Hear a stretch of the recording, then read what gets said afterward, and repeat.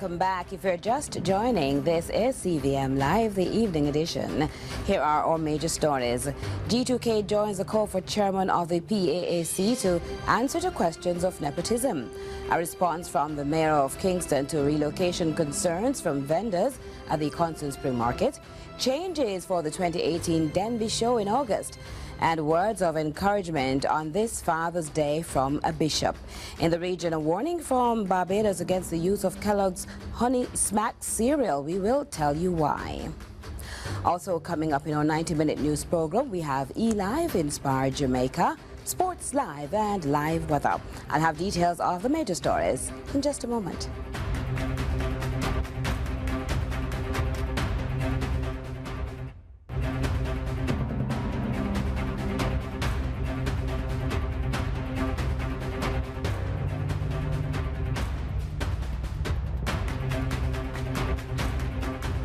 Thanks so much for staying with us. Remember, we are streaming live at cvmtv.com.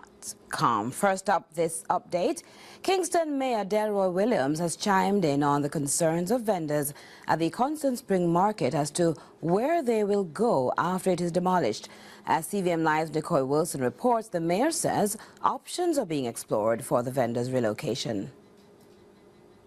No authorization has been given for the demolition of the Constant Spring Market. That's the word from Kingston Mayor Delroy Williams.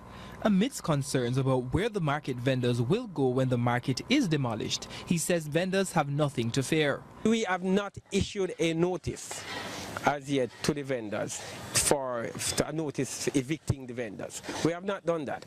Part of the reason why we have not done that is because we are also trying, we understand the special situation confronting the vendors. The vendors are our vendors, and I mean they provide useful service in the city, and we are working with them. Mayor Williams says they have identified and are pursuing properties of which the vendors are aware. We met with them in January and we made it known to them what was happening in terms of the road expansion, the road widening, and how it would affect them. We have had a subsequent meeting with them also and just keep updating them as to what is happening. We are now exploring options. The mayor, however, admitted that all vendors may not be accommodable in a single space. We are not saying that all the vendors we can accommodate all the vendors in one location, any one location. But there are vendors who are willing to take up some of the options that we have made available to them, and they are free to do so. We are not forcing any vendors to take up any of the options that we have put on the table. Mayor Williams acknowledges that there are always issues surrounding development. However, the Kingston and St. Andrew Municipal Corporation is working to mitigate them. So some of those issues at times when cities are growing are congestion, traffic congestion and other issues. We have to take steps to remedy those issues as city managers, city leaders and government leaders. Last year, the Constant Spring Market was sold to be demolished to make way for the widening of the main road. Nicole Wilson, CVM Live. The St. Catherine North Police have released the photograph of a man they say has been listed as wanted since last month. He is 35-year-old Alvin Messam, otherwise called Kevin, of McGregor Lane, Spanish Town. Now, Messam is accused of murdering 44-year-old Clarence Clark in Whitewater Meadows in the parish on Saturday, April 28. It's alleged that after visiting the home of the mother of his children and getting into a fight with Clark, Messam reportedly attacked Clark and chopped him several times as he walked along Whitewater Boulevard. Detectives are renewing their appeal for anyone knowing the whereabouts of Alvin Messam to contact them at 984-2305, Crime Stop at 311, Police 119 emergency number, or the nearest police station. Head of the Manchester Police Division, Superintendent Wayne Cameron, says there are numerous challenges with cases involving individuals who are deemed to be of unsound mind when they commit a crime. The senior cop is now calling on government agencies to assist the police in handling these matters. We have more from Khadija Thomas. According to Superintendent Wayne Cameron, immediate intervention is needed to handle cases involving the mentally ill. The superintendent says the police are yet to locate the suspect who was involved in the near beheading of a disabled man in Warwick Cross Keys, who is said to have mental health issues. We are asking the public's assistance in locating this man, Mr. Howard Monroe. We are looking for him to assist this investigation. I will hasten to say that we have had numerous challenges in this parish with people who are deemed to be of unsound mind. Every day the police is called to a scene or two, and nights as well, where mentally challenged people said to be who are mentally unstable. The senior cop says the case involving the mentally ill man who had chopped a policeman in the face in Manchester is still ongoing, as the suspect remains in hospital under police guard.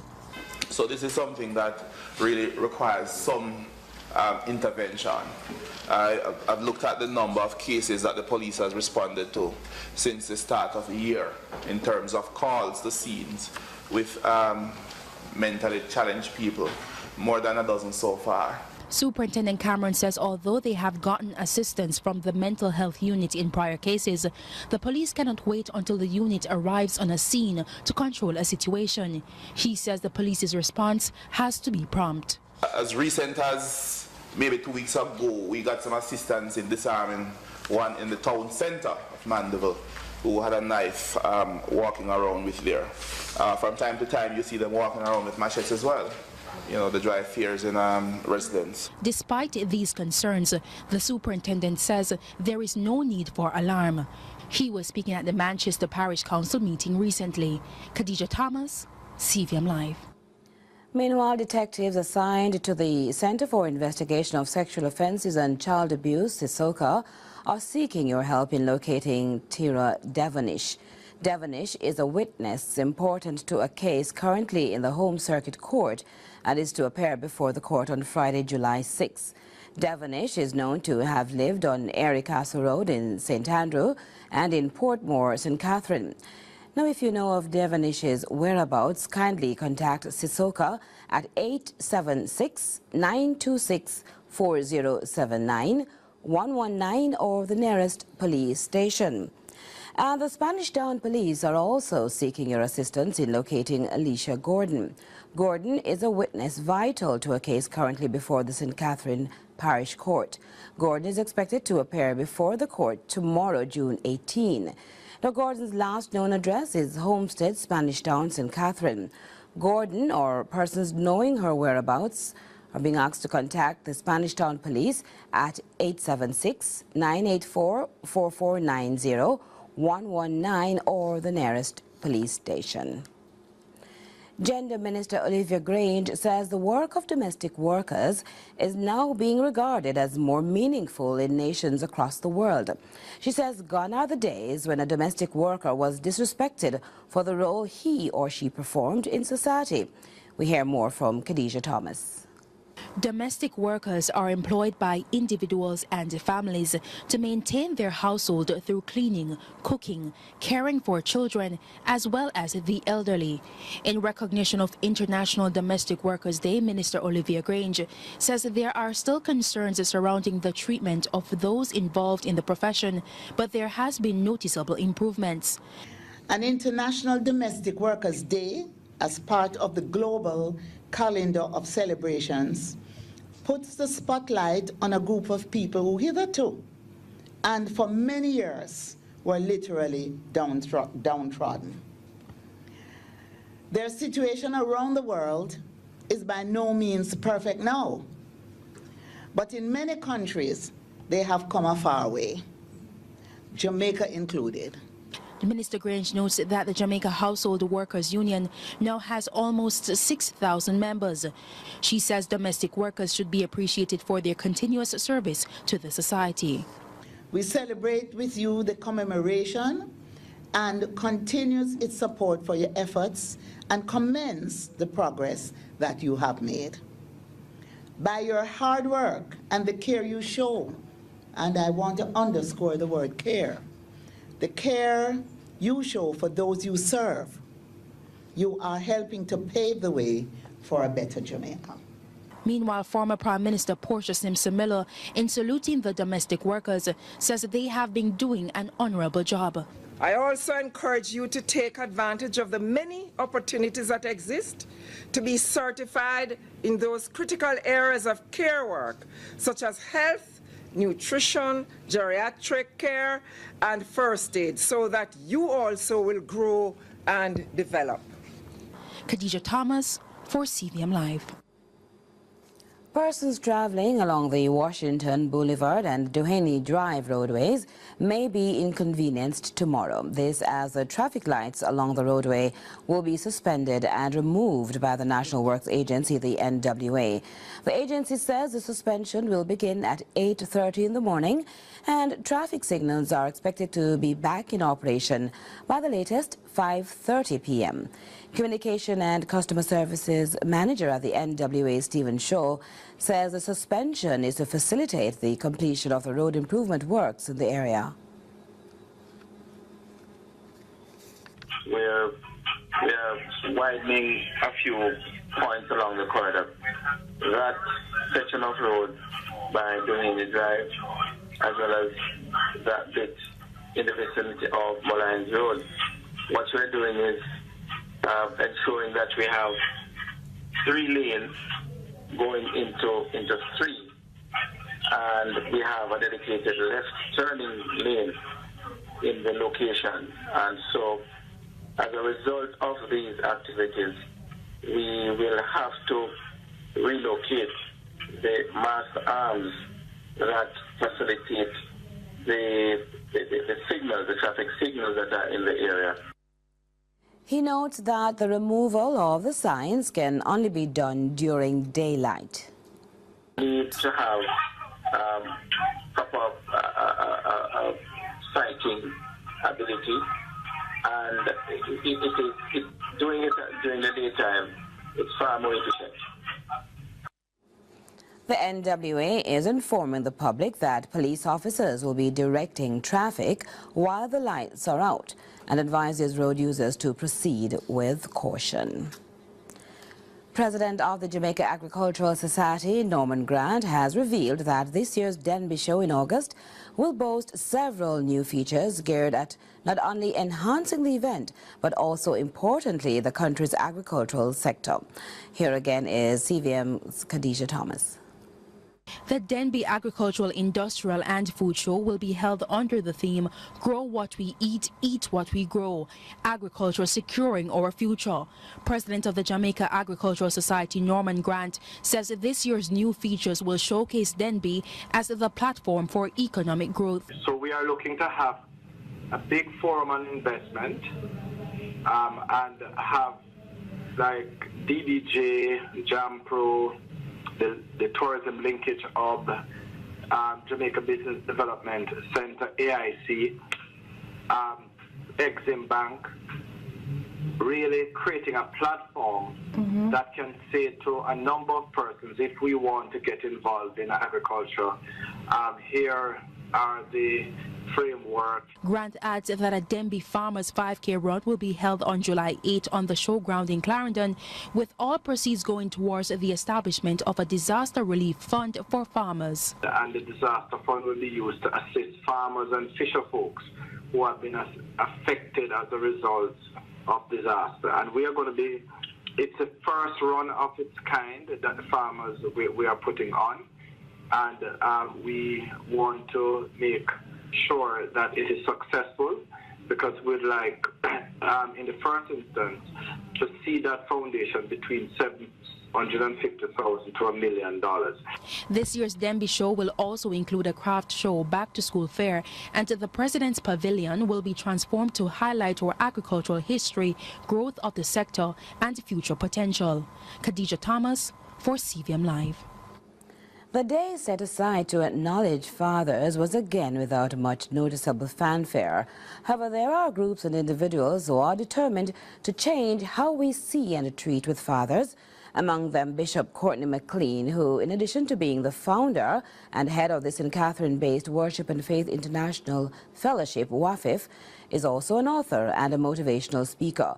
The man of the cloth is encouraging more persons to celebrate the fathers who stay. Did you ever know that you're my hero? Happy Father's Day. Listen, you are a hero. There are great fathers out there. And I believe in you. You are one of them. You've been called by God for a specific assignment. No one can replace you.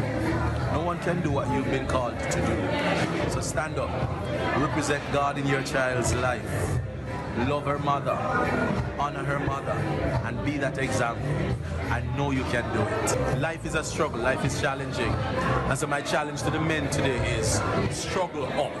And Bishop McLean also had some advice for the women. Our women must understand that men, many of us, we didn't necessarily come from a culture where we learned how to be good men.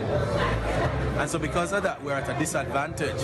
There's something that we're supposed to be, but it was not modeled for us. It wasn't modeled for us. So our women need to be patient. Our women should be praising, encouraging, less criticism. It doesn't work. It actually demoralizes him and deflates him. So you want to encourage him, praise him. He's created in the image and the likeness of God. If you celebrate him, he will fly. If you point out and seek to observe the good that he has done and point them out and keep mentioning them, you're going to get more good out of him if you do that.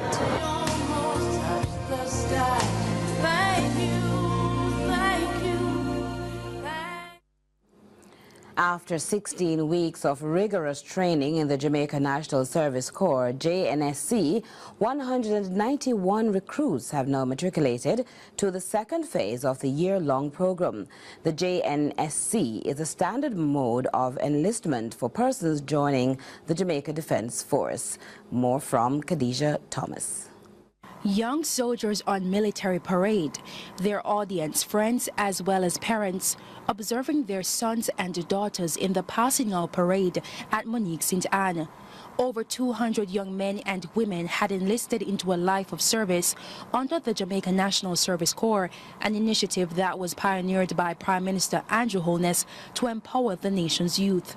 The program includes 4 phases: basic training, on-the-job training, support arms training, and infantry qualification. Security Minister Dr. Horace Chang actualizes the vision for a better future for our young people. By providing them with an opportunity to engage in training, with the life skills learned in this program, youth are prepared to work diligently and honestly for improvement in their communities and their families. Dr. Chang says the program targets unattached youth, instilling in them discipline and positive civic values. He reminded graduates to resist procrastination and the air of being average. You represent this government's efforts to adapt to this new reality. You are among the hope, the treaders, the agile and skilled of our nation. And today you stand, declaring your commitment to maintain law and order and promote peace and citizen security. May you never yield in this stance. The Security Minister says the future of Jamaica is now dependent on the youth to serve, protect, and engage in upbuilding activities. Khadija Thomas, CVM Live. This is CVM Live. We go to a break ahead of news from overseas.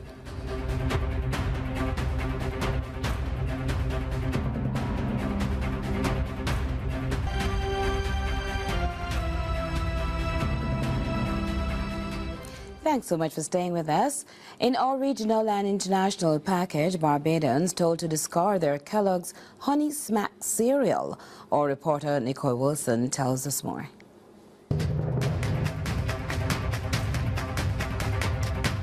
Let's start with news in Barbados. Acting Deputy Director of the Department of Commerce and Consumer Affairs DCCA, Margaret Campbell-Leslies, is advising all individuals not to eat and to discard any Kellogg's Honey Smack cereal. This after the voluntary recall of the product issued by Hanshell Innis. According to website information, United States Food and Drug Administration, FDA, and other agencies are currently investigating an outbreak of multi-stage Salmonella bandaka infections in the U.S. that may be linked to the sweetened puffed wheat cereal. The recall notice given by the FDA takes into account all Kellogg's Honey Smack products that are on the market within the cereal's estimated 1-year shelf life. However, the FDA further advises that Honey Smack's products with earlier dates could also potentially be contaminated. Meanwhile, on the international scene,